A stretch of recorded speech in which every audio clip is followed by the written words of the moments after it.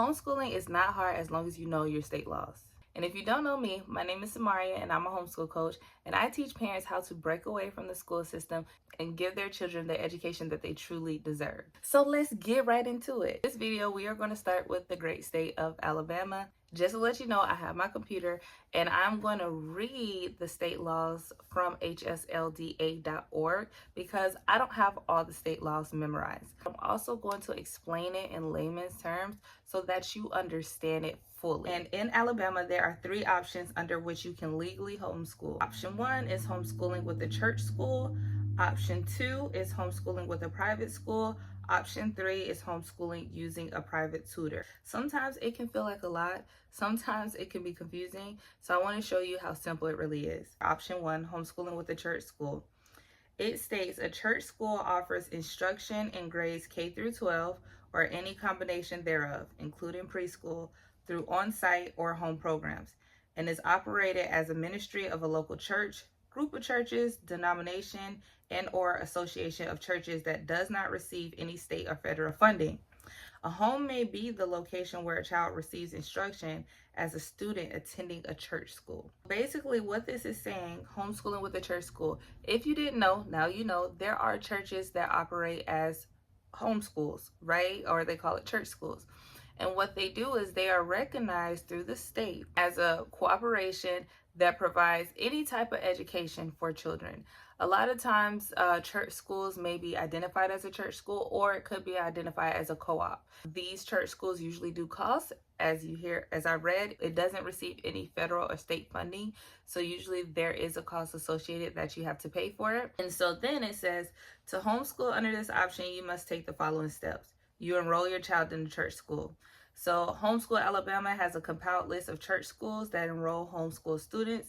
This list is available on Homeschool Alabama's website. On hslda.org, it actually provides the link to go to the website, so you ain't got to figure it out. Before you enroll your child in a church school, call the school office or browse its website to become familiar with its homeschool policy and to get any answers for your questions that you may have about fees and enrollment deadlines and etc. The second step is file a church school enrollment certificate. So when your child is first enrolled in a church school, you must notify the superintendent of your local public school by filing a church school enrollment form. Church school administrator may assist you in obtaining this form. The form must be signed by a parent or legal guardian and by the church school administrator. There is no requirement to file it annually. This is interesting because it's basically saying that you have to notify the schools that your child will be homeschooled under a church school, which is actually normal when it comes to homeschooling. In most cases, in many states, you will have to notify either your district superintendent or anyone like that in that type of position that you are homeschooling your child. And in this case, you're just notifying them that you're putting them in a church school. You as a parent or legal guardian have to sign off, and that church school administration. Super simple. Keep an attendance register. That's very simple. So the principal teacher of the church school must keep an attendance register for every school day of the year. That's plain and simple. And then lastly, it says comply with any policies established by the church school. Some church schools have policies regarding teacher qualification, number of days of instruction, and required subjects. And so you are responsible to comply with them. One example I can give you, because I actually live in Alabama, a good friend of mine, she attends like a church school for her children.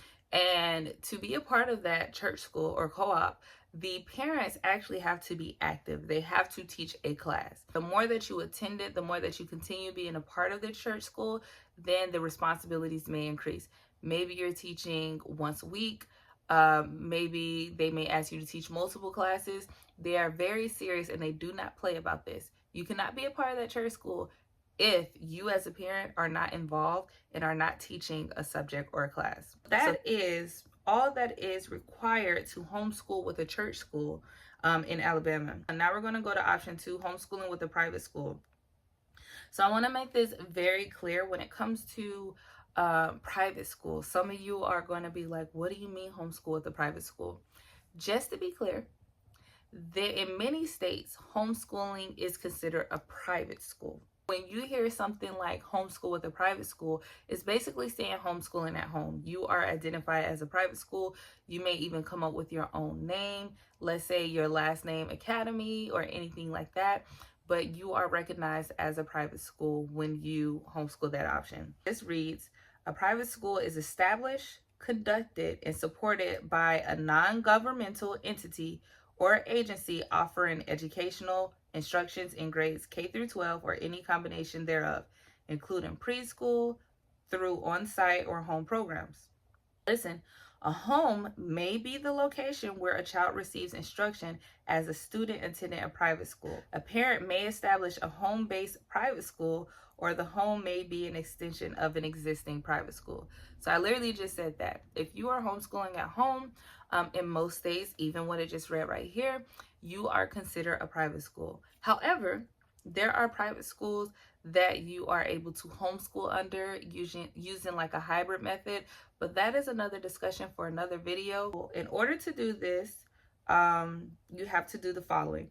First, you have to notify your local superintendent. I already said this. It says 5 days after the start of public school, your private school must report to the county or city superintendent the names and addresses of all school-age children enrolled in the school. Thereafter, your private school must report the names and addresses of all school-age children, 1, who enroll in the school, 2, who are absent without a lawful excuse on a weekly basis, if applicable. And then private school enrollment and absence reporting forms for HSLDA members are available below. I'm going to be honest with you. I don't know how many people in Alabama abide by this rule. A lot of times you just notify your superintendent. They don't really check attendance like that. Could it change? Absolutely. I'm not saying don't keep track of attendance because I think that's very important. And there are online like homeschool programs that will do the attendance for you as long as your child is logged in and doing the schoolwork or the learning. Or you could just do a homeschool planner and mark the attendance that way. So this goes into the second thing where it says keep an attendance register. I don't know if anyone checks it. From everyone that I know in Alabama, I have not come across anyone whose attendance register have been checked or anything by any superintendent. The biggest thing is when you start homeschooling, just notify your local superintendent. Let them know, hey, these kids are being homeschooled, and go from there. So I'm not telling you exactly what to do because there are some parents that don't do none of this and they still homeschool their kids. Number 3, obtain proof of immunizations. Private schools must require their students to show proof of immunization or medical or religious exemptions from them. Again, I don't know anybody that do this, but that's what it's saying. And then teach physical education, PE. That is for option 2, homeschooling with a private school. Again, which is just homeschooling at home. You can do that in Alabama. Then option number 3 is homeschooling using a private tutor. To do this, you have to select a private tutor with the required qualifications. Private tutors must be Alabama certified teachers, period. If you don't know where to find them, you can look on care.com. There's another one. I can't think of it at the top of my head, but there's other ways that you can find tutors. And number 2, ensure that your child is instructed in the required subjects and for the required number of days. It says a private tutor's instruction must be in English and must include the same branches of study that are required to be taught in the public schools. The tutor must teach for at least 3 hours a day for 140 days each calendar year between the hours of 8 a.m. and 4 p.m. The private tutor must comply with reporting and record-keeping requirements. The private tutor must submit a statement to the county or city's superintendent listing the tutor's students, the subject taught, and the proposed tutoring schedule. The tutor must also keep a register of work showing daily the hours of instruction and of attendance, including absences. The tutor must also make such reports as the State Board of Education may require. Basically, this is for anyone who homeschools under a tutor. The responsibility falls under the tutor when it comes to attendance and all the things, but you can hire a tutor and they're actually not that expensive. That's really it.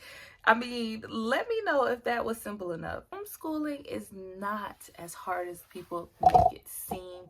It is not that difficult, even with Alabama giving you those 3 options.